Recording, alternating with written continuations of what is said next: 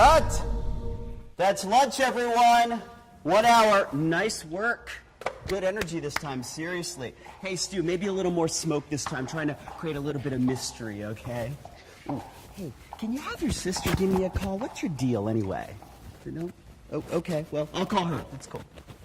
Hello, and welcome to the Filmmaker's Lounge. It's our modest little gin joint where we like to celebrate the art and craft and business and adventure of working behind the scenes to create your favorite motion pictures and television programs. Tonight in the lounge, we are going to delve into the ages-old question, what the heck is a gaffer? Is that French? No? Okay, well, sounds like a longshoreman, somebody with a hook in his hand. We will get to the bottom of it, so stick around.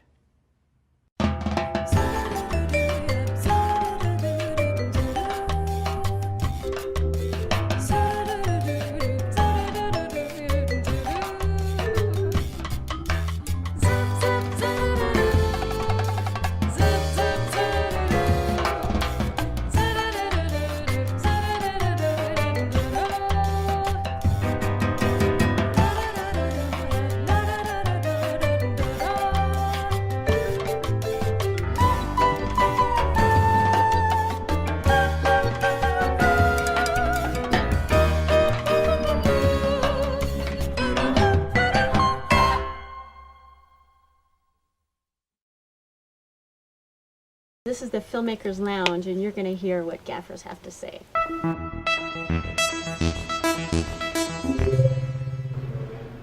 Yeah, the question, what is a gaffer, comes up pretty much every time I meet somebody new to the family, a new friend that doesn't know this industry, and I try to explain to them that the gaffer is really like the chief lighting technician on the set.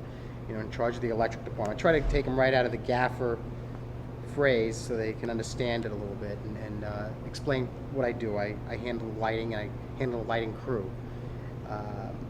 Then the next question is, well, who's the best boy?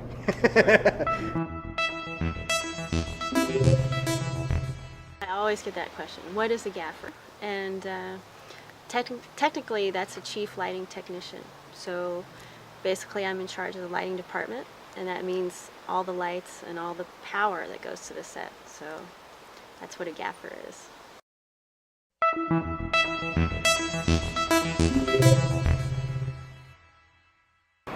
So the gaffer is ultimately responsible for all the activities that occur on set, starting with the placement of the generator to running the power to the set, to the placement of the lighting instruments, according to the lighting plot that's been devised between the DP and himself or herself,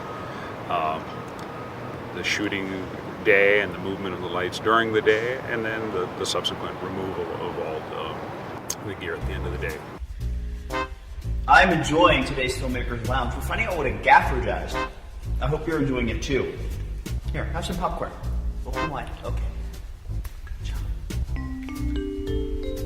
No more for you. Actually, the term comes from, it actually was people in England that would light all the street lights at night, and so that was where the term came from, and they would be the gaffer. And actually, my husband's grandfather was a gaffer, and so his side of the family knows what it means, in that sense of the word. So that's what I've heard the term comes from. But, you know, certainly in the earlier days in my career, and then all kept meeting a lot more new people, they'd constantly be asking, you know, the gaffer best boy kind of question. You have to come up with a story, and, you know, so it got me asking all the gaffers in the business, you know, where the heck this come from? And I don't really know the honest answer. The best answer I gotten was that it came from the early days of the studios when they had all the glass ceilings, and the guys used to, a long like gaffer stick, which is what they used to use on the side of boats, I guess, you know, to grab buoys and whatnot, but they used the same kind of stick to open the windows, you know, so they could filter the sunlight or not. That's the best story I ever heard on what the heck a gaffer is. So I was like kind of the head guy with the stick, beating on the crew, you know, to manipulate the light on the set.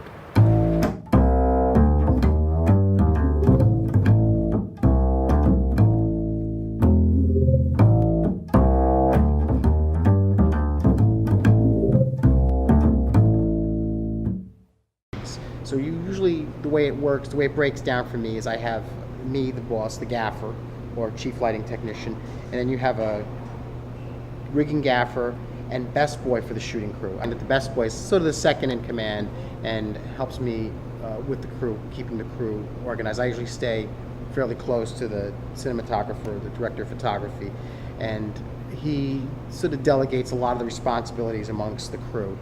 And the crew consists of lamp operators, generator operator, rigging crew we work hand in hand with. So yeah, the hierarchy of how these decisions are usually made is that the director will hire a director of photography who shares his vision. They kind of come to a idea how things are supposed to work. Then the DP hires his gaffer, his key grip, his camera crew, and you have to have a close working relationship. A good collaborative relationship is the key to that working well to create a fast, efficient, good moving project. To hear someone's vision and as a gaffer come up with clever ideas or try to be clever in how to execute these things and create something that's been asked for. That's the challenge and the fun part of being a gaffer. To go out and research different lighting tools that'll work to make the job easier, faster, better. It's an all-encompassing thing, from being responsible to a budget, from being responsible to the look that the cameraman wants, to be able to execute it with minimal difficulty. It's challenging, rewarding, and fun. It's like when you succeed at creating something and you see the director and cameraman just thrilled and happy with what you've done. It's a very satisfying feeling. So I barreled through the door and knocked Tony Curtis right on his ass. I realize you need to take a little potty break, but glue yourself to the TV because we're finding out what a gaffer does today. So, let's review. We learned that a gaffer is a chief lighting technician. The gaffer works under the supervision of the director of photography, or DP for short. He, or she, facilitates the lighting and electrical needs of the set. Now, gaffers have been around since the early days of film, but the word gaffer still retains an air of mystery. In the early days of film, the main source of light was the sun. Now, mirrors and cloth were used to control the quantity and quality of light. Workers would use a long pole with a hook, similar to a fisherman's gaff, to maneuver the mirror and the cloth, and in turn, control the light. Gaff? Gaffer. Now, regardless of the origin of the name, the gaffer is an integral part of the filmmaking team.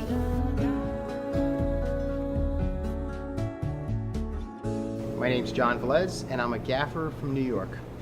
The reason I wound up here, which is sort of silliest of all, I took the test to become a police officer, and my sister said to me, "You're not going to become a cop, you're going to get killed. We're going to get you a job on the set as a PA." And here I am now, over 20 years, almost 30 years. Well, yeah, I guess my history, back in 1983, when I started, or actually sort of found myself in this industry through a family friend who was a cameraman. So he got me a job as a PA, and we talk often about lighting. He actually helped me pass my union test because he was a gaffer in LA, came here as a cameraman, and he said to me, "All the tools you need are your eyes. Everything about lighting and about understanding light are right there in you, and you just need to open your eyes to it and understand what light does." Because I think I was bad when I was a young electrician. I would always get involved and suggest stuff to the gaffer. I'm sure he was very annoyed by it. I'm Jenna Perkins-Brozick, and I'm a gaffer. I think it's really important to come up through the ranks as electrician and then best boy, or at least electrician for quite a while, because you find out how long it takes to rig a set, how much manpower you actually need, to run a certain amount of cable, and how much cable you need. And so as a gaffer, you have to order all this equipment, and of course your best boy looks it over, and but you're in charge of those kind of things. And if you've come up through the ranks, you know what a certain amperage a cable can handle, or how many amps a light is pulling, and things like that I think it'd be difficult just to jump to Gaffer. So. Hi, I'm Alex Skorzov. I'm a Cheif Lighting Technician, also known as a Gaffer. When I started in this business, I started Paramount 75, and I was very young, as 18. Basically quit college when the door opened for me to start at Paramount. A friend of mine was head of the lighting department. He was just a neighbor. I lived across the street from this guy 9 years. I knew he worked at Paramount and thought, well, he should continue being a friend of mine. And lo and behold, without me asking, he offered me a job to come work for him. And I jumped at the opportunity to get in back then. I didn't realize what I was getting into at all. I get a call on a Thursday afternoon. They say, hey, you want to start tomorrow, 6 o'clock Friday morning. And I was like, well, couldn't I just start Monday and start the week normal? I had no idea what I was getting into. The guy thought I was an idiot over the phone. It was the assistant chief at Paramount. Like, listen, I'm only calling you because my boss said to call you. Get your ass in here. Be on time. Don't be late. Have your tools. Be ready to work. Well, okay. And by the end of that first day, I worked a 12-hour shift on the rigging crew, and we worked really, really hard. And I was lucky enough to kind of get into that early. I thought when I started at Paramount, I'd be at Paramount forever. I'd be a Paramount guy, have a Paramount tattoo on my shoulder. And, when I got laid off 80 days into it, which is a miracle that a guy who was not in the union yet worked 80 days at Paramount, that qualified me to get into the union, which is the most important thing back then. I was like devastated getting laid off. Here I am, I'm only 18 years old and I'm laid off. Well, as a studio just shuts down, it gets slow, and you have to learn the tricks of the trade to go out and hustle work. By the end of the first day, I realized what an opportunity I'd gotten, and I knew I loved it. I loved everything about the business. It was just the glamour of like seeing the stages, seeing the actors, just everything about it was cool, and even just working myself to death was just great. So that's how it all started.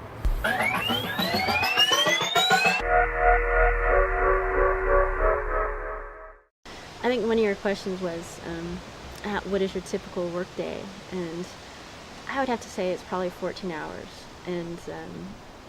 But it can vary. It can be longer. It can be shorter. My longest day, I worked 22 hours, and I was on a music video, of course.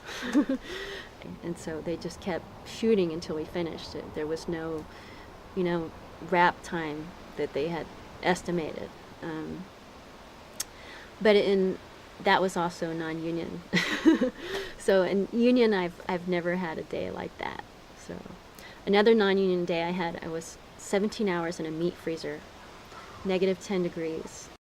So a minimal day in the business is 10 hours. That's like about as short a day as you're ever really going to get in this business. And more commonly, 12 hours shooting time, or 12 hours of working time. So minimum 10, 12s are incredibly common. And, sadly, you can even be doing 14, 16-hour days quite often, especially on episodic television. So you need to be prepared for it. You need to be in good health. You need to take care of yourself in order to work all those hours. My longest day, and I at a certain point I said I didn't want any more money, was 25 hours. It was on a thing called the Bee Gees concert film. And so between a load in and we're shooting some of the load in, and that all of a sudden I wound up on the clock 25 hours. So my record's 25 hours. An average day of shooting time is 12 hours, and I always want to consider because I don't live on the set, the full day, would probably be 12 hours of work and then 14 hours with the traveling, maybe 14 and a half, because from the time I get up in the shower till the time I get home and lay down in the bed, and hopefully I go to sleep, I'm thinking about the day's work or the next day's work. The longest day I've ever worked was on a commercial, about 21 hours, and one of the guys that I've worked with for years said, just take it easy, relax. You have a long drive home, he said, just relax, we're not doing anything, we're just resetting.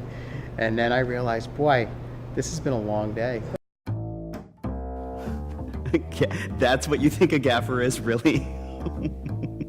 No, we're gonna find out what a gaffer is here in the Filmmakers Lounge, so stick around. Wow, we have a good FX department.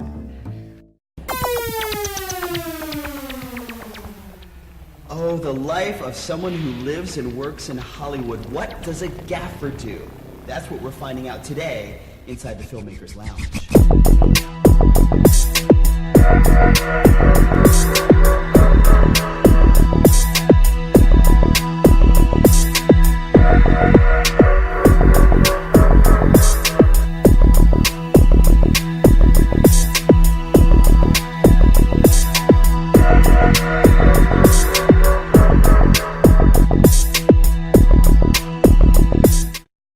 Tools of the trade. The first thing you got to have is a light meter. You need a incident meter and you need a spot meter. Again, everyone develops their own toolkit of what they can do their job, and mine has evolved into a very important piece of equipment. It's a laser pointer. I'm surprised that that's not standard equipment for a gaffer. It's the most important piece of communication, other than the headset and your radio, that you can have to show where you want to put equipment and where you need things done, is laser pointing. As a gaffer, you're carrying so much crap around you during the day that you start looking like some kind of gunslinger with bandoleros on them, and the less stuff I have to carry, the better. But as a rule, I've got a walkie-talkie on me. I've got my spot incident meter with me. I've got a color meter with me. For a day exterior, I carry a viewing glass, to see where the clouds are in relationship to the sun. If we're on a day exterior and we're doing a lot of running around, I'll carry a Suntow compass and inclinometer with me, and I'll carry a sun path program in my pocket to plot the position of the sun. And there's a lot of stuff that you want to just have right on you, right close, because my goal as a gaffer is to become invaluable to a cameraman. I mean, I want him to know that I've got his back at all times and that I'm prepared with whatever he needs. And when you're out there and your cameraman looks at you and says, "Where's the sun going to be in 2 hours?" You want to have the stuff there that you can just quickly look at your tools and give an answer. Meter-wise, I carry a spot meter, an incident meter, and a color temp meter. A lot of cinematographers will do their own readings, spot and incident, so I'm pretty much there as a backup. Color temperature is pretty much my world. I'm usually handed that. Contrast glass and gaffer's glass, key. You learn that from looking up at the sun too many times, that you need to have that, and it is very helpful for focusing lights, and I use it all the time. Another tool that I use is a gaffer's glass, and basically it's a welding glass, and you can look right into the light without damaging your eyes, and it'll tell you, let's say a light is up in a condor or something, you could see where that light's pointing, if it's pointing off in the distance, or you can focus it better, and you can tell your electrician, okay, pan left, pan right. Or if you see a light in the distance, you can actually see the Fresnel, and you can see where the light bulb is situated, so if the bulb is kind of straight on to where you're looking, and you want it to focus it on you, then you know that light is aimed correctly. So that's a good thing, is a gaffer's glass. And gloves. I carry my gloves. I'll always carry my gloves because I like to handle lights.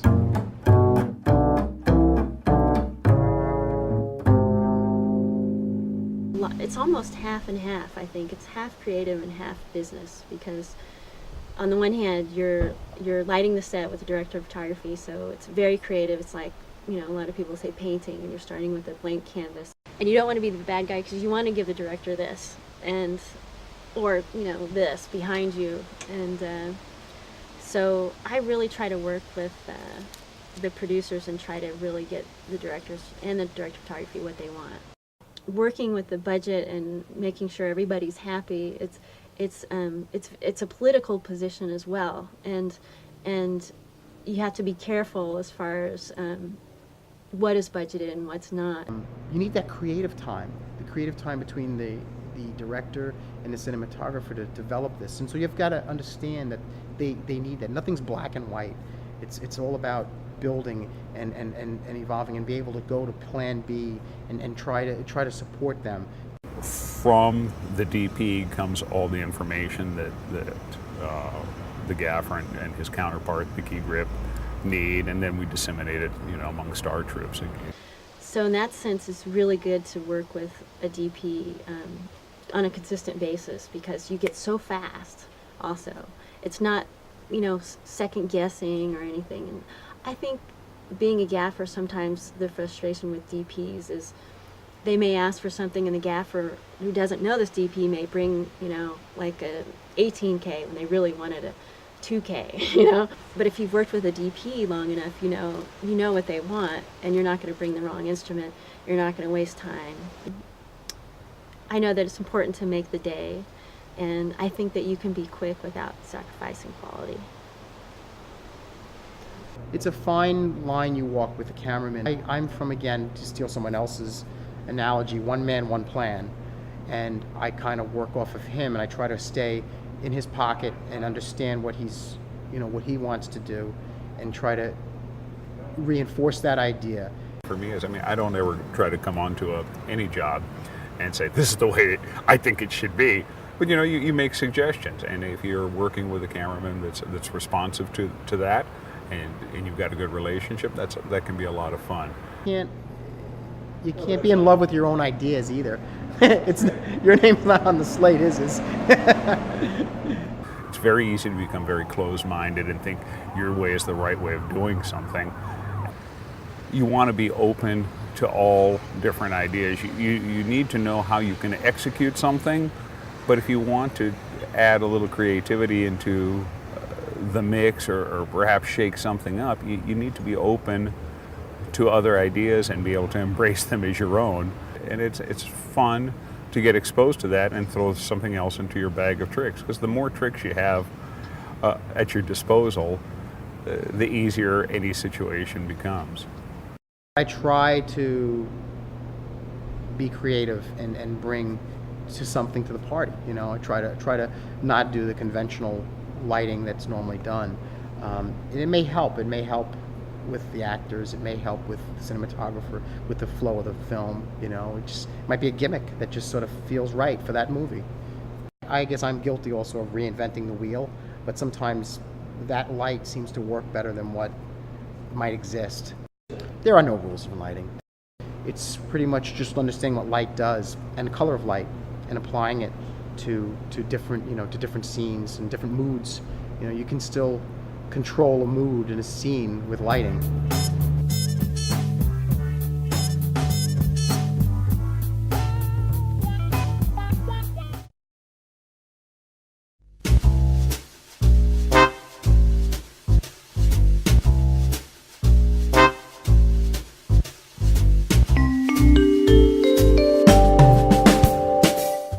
You have to also stand back and look at your lighting. Just because you know where the lights are supposed to go in relation to a camera, or where it says in the book, this'll work, doesn't always work. And when you're newer, they almost want to tell you light by light of where to put everything. And once you do that, and you step back and look at what you've done, and then you see what might be better, what might look prettier, what might look harsher. But when you're refining it, that's when the artistic aspects of it come in. For me, it was just a gradual, evolving process. Sadly, it was trial and error a lot, but the other is just emulating other guys that I've seen that I thought did great jobs. I'll tend to keep looking at a scene all day long. And so, once we've committed to how something looks, I'm not going to change it halfway through the day, but I will think about what I think might look better the next time I do something similar to that.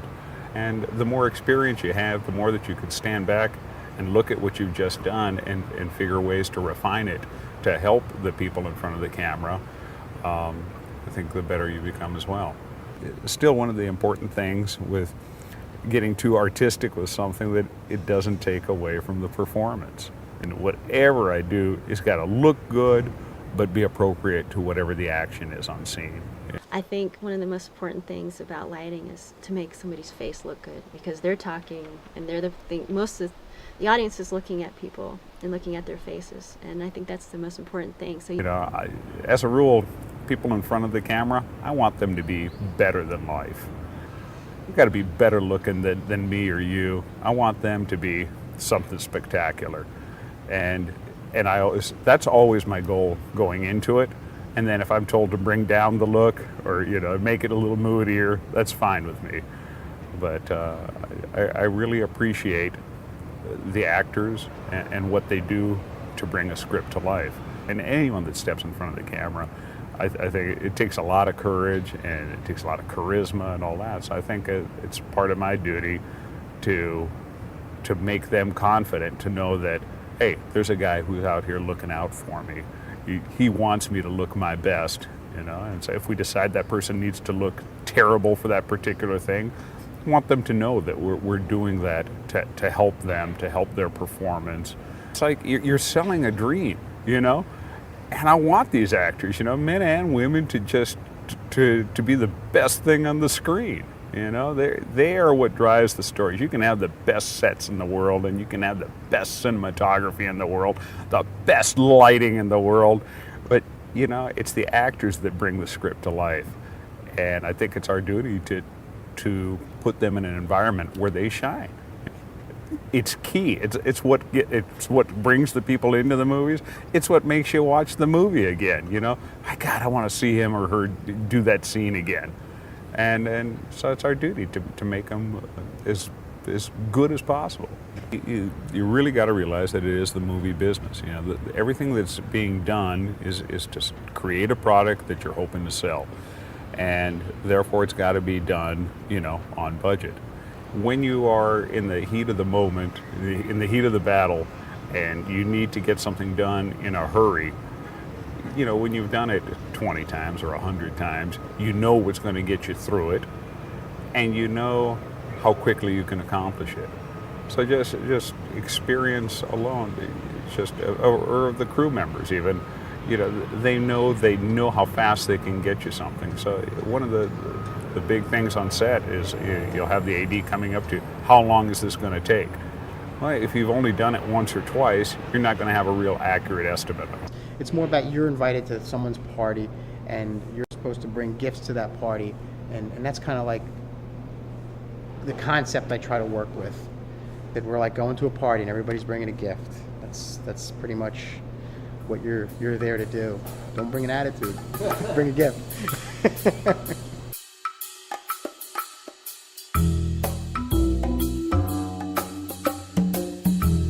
Over the last several years, safety has become a larger and larger concern, I think, in all businesses across the United States in particular. And the industry has done a lot to implement a lot of safety procedures. I've been very fortunate that I've never had someone get hurt on my crew. I still feel I have a moral responsibility to make sure that my crew is safe and all the people around us are safe. It's really important as a gaffer, as far as your role as a safety officer, because you're working with electricity that can kill you. So there's not many things that can kill you really on set unless you get hit by something, So you have to be really careful. A lot of aspects to our job that are risky and that you need to be cognizant of at all times. You're working with electricity. You're working with different voltages of electricity. You're often working next to swimming pools. You're often working in the rain. You have to be up on the GFCI technologies, to prevent people from getting shocked. But you have to use those tools to be safe, and I do try to push the safety, and usually you can be very logical, and common sense will keep things safe. Excessive hours, try to nip that in the butt right off the bat, because a lot of us travel to and from work. And one thing about working late is people get tired and they move slower. So let's say you've done a 16-hour day. I've been on a movie where they did a 16-hour day and they want to do this huge stunt and with lighting and everything else, and I just had to say, I really don't think this is a good idea, because you can tell people are moving slower, and this is the time of day when people need to be on their toes. They need to really be careful. So the key grip and I said, I don't think this is good, and so we didn't do it that day. We did it first thing in the morning, and it worked out better. I look for allies in my departments, other departments too, in the prop departments, in our grip department, you know, in our sound department, because we work as a unit, which is what it's all about, being part of an organization, filmmakers in a union. It's all up to us to make sure we all work safely and be careful. I mean, things have changed with the equipment enormously. In the beginning, when I first started, there were stage boxes and paddles, and now we're finally in a grounded system. The city of Los Angeles has been really strict with their safety officers. They put safety officers in different shows to make sure that your electricity is being run properly. I think that's, you know, to the benefit of people on the set and the general public. I've had nothing but good luck with the fire safety officers because I understand they're there for a reason. And I think as long as you're complying with the National Electric Code, you know, and there are rules and guidelines by which you're supposed to run power on a set, you're following those rules, and you don't take shortcuts where someone's going to get hurt, it all works out. Now, I seem to remember a boxer back like in the 30s that my grandfather would talk about, Bill the Gaffer Williams. Do we have any kind of microfiche on that? No? Okay, well, we're going to find out what a gaffer is here in the Filmmakers Lounge, so stick around. Welcome back to the Filmmakers Lounge. Settle.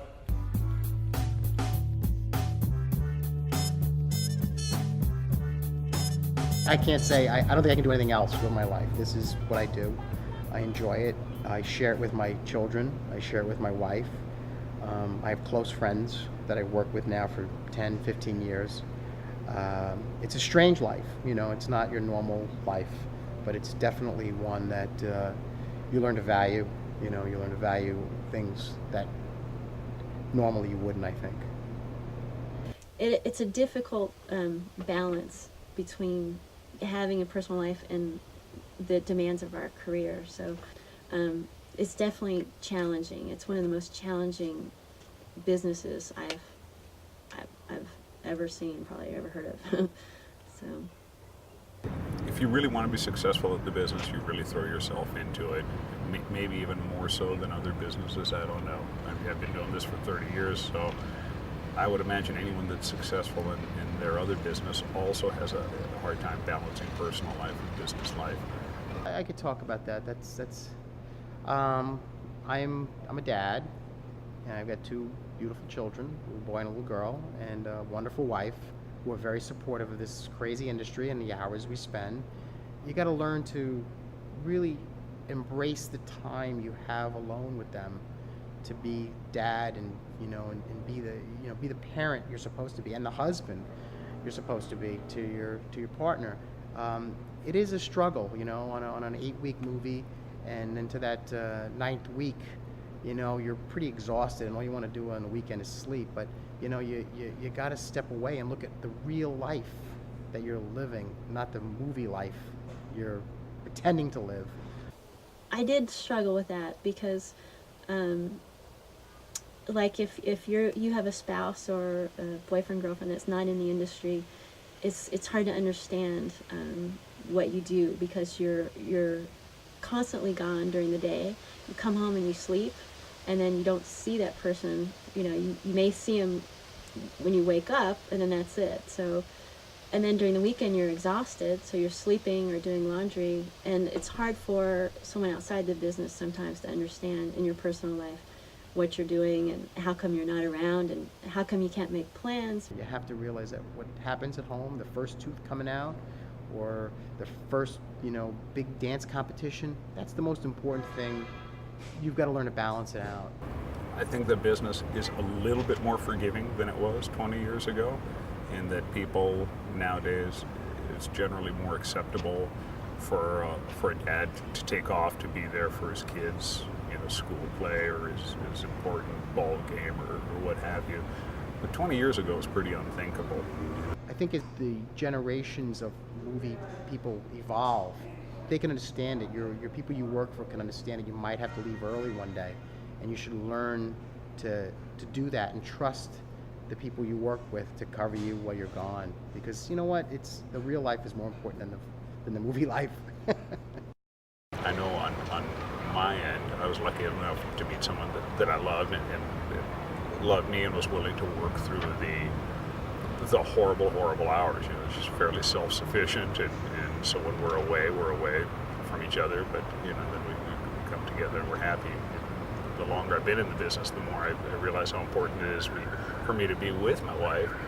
I think having kids has changed my decisions as far as some decisions that I have in my career, because I don't want to go that far away from home anymore, and I used to want to travel everywhere, and of course you want to stay closer to home, and you want to, in my case, especially since my kids are so young now, I want to take jobs that aren't as long. I think one thing is you can take bigger breaks in between projects to spend time with whoever you need to spend time with in your personal life, or, you know, people work it out in their own way, but this is probably the biggest strain on any relationship would be this industry. It consumes so much of you and your time, but I can just tell you that I've survived it, I think. And I'm pretty happy. So there I was at the end of the first day of the business, and I realized 12 hours into the day, beaten to a pulp, having worked my butt off, that I loved it. I loved everything about it. I loved the people I met. I loved the actors that I was working next to. And I knew this was the biggest break I got. And I knew I needed another 29 days to get a union card. So day 2, I came in loaded for bear. I mean, I was going to work even harder than the first day. We had a hot job for the rigging crew on stage 6, The Last Tycoon. And I threw a roll of cable on my shoulder. It was 100 pounds. I was like 200 pounds, 18 years old, and went flying through a stage door because I was told we had to get in there in a hurry. And these stage doors are like nearly a foot thick because they're insulated and soundproofed and hugely heavy. And I slammed this door open. It goes flying with full force in as Tony Curtis is walking out the stage. He catches the bad end of the door and it throws him back into a wall, and he slinks down the wall and crumples at the floor. I'm stuttering, I'm speechless, I can barely get enough I'm sorry's out. Day 2, I'm gonna get fired in the next 10 seconds. And I think the guy saw the panic and distress in my eyes, got up, calmed me down, told me I was gonna be fine, wouldn't accept an apology, just said, "It's okay, brother, it's easy, just relax, slow down." And I think he saved my whole career that moment, and this guy gave a break to a terrified kid, and it's like, I'll never forget that. One thing I wanted to talk about a little bit was 9/11 and its impact on me.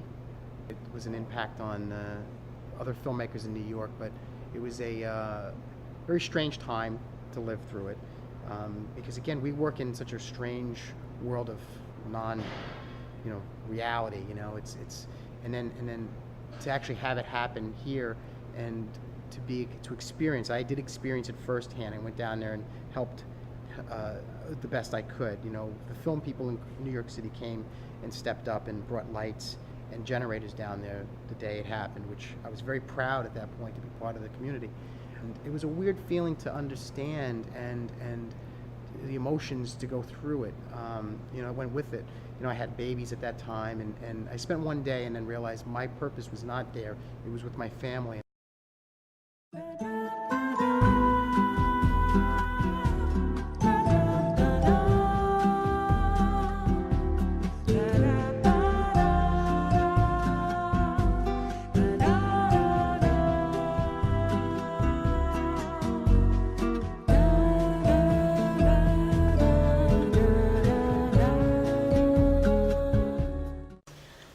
Some advice I would give to someone that wants to be a gaffer is to really, if that's what you want to do, then I would actually start off as an electrician and watch other gaffers, see how they work.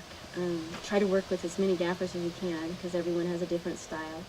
And also, I think coming up as a gaffer and working with other DPs, I learned so much from their styles, from different styles, than just one DP, because a lot of times a DP will have a certain style that they're comfortable with and they really like, and then when you work with other DPs, you pick up other things, which is I've learned a lot from.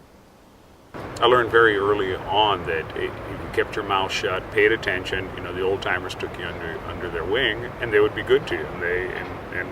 And I was given that advice by the wife of the guy who hired me, and she just said, just stop and listen a little bit, and they'll take care of you. And they really, really did. They were very good to me. And so then, when you get in the business as a young electrician, you're bouncing around from job to job. You start trying to network. You try to make your own way and meet people.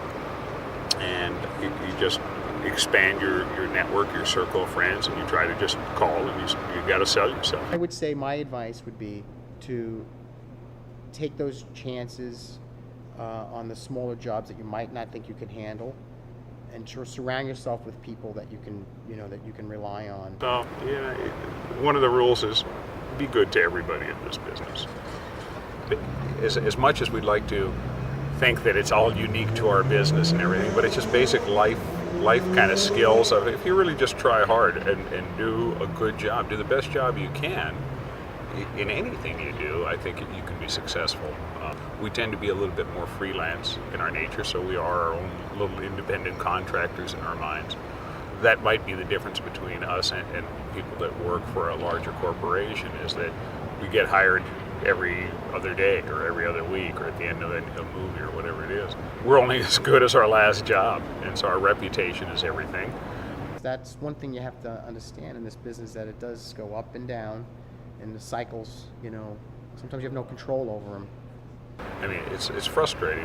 Even having 30 years in this business, I hate calling people asking for a job. But anyone in the business knows that's what you have to do. You have to let people know. So if you don't tell somebody that you're looking for a job, a lot of times they think you're working. Oh, geez, Tim, he's tied up. There's no sense calling him. And so you have to always make the effort. And so it's ABC. Always be closing. You just always have to sell yourself. And it's both a frustrating part of the business and a good part, I think. In essence, you are a business, and let's say that DP goes to Europe for a year, and so what do? You can't. You have to pay the bills somehow. So it's difficult in that sense that it is freelance, and so you're always in a sense thinking about the next job, even though you're on that one job. So just try to build up as big a network of people in the business you can, because someone always knows of something out there, and don't be afraid of doing the job for free. Sometimes you gotta give a little bit to get something. I mean, I started out, I was making great money as an electrician, working big union shows, but when I decided it was time to try to step up, I took the lowest rent, gaffing jobs that were out there. I worked for free to make sure that, I could do what I thought I could do. And eventually it all came full circle. You have to give your time to projects, and your time and your energy and all your effort, and you may not be getting paid in the beginning, but if you work hard enough, I think it'll pay off. Thanks so much for sticking around with the Filmmakers Lounge. Now you know what a gaffer is. Wasn't that exciting? Did you learn anything, Stu? Over here. No? Okay. Well, thank you for watching. We'll see you next week.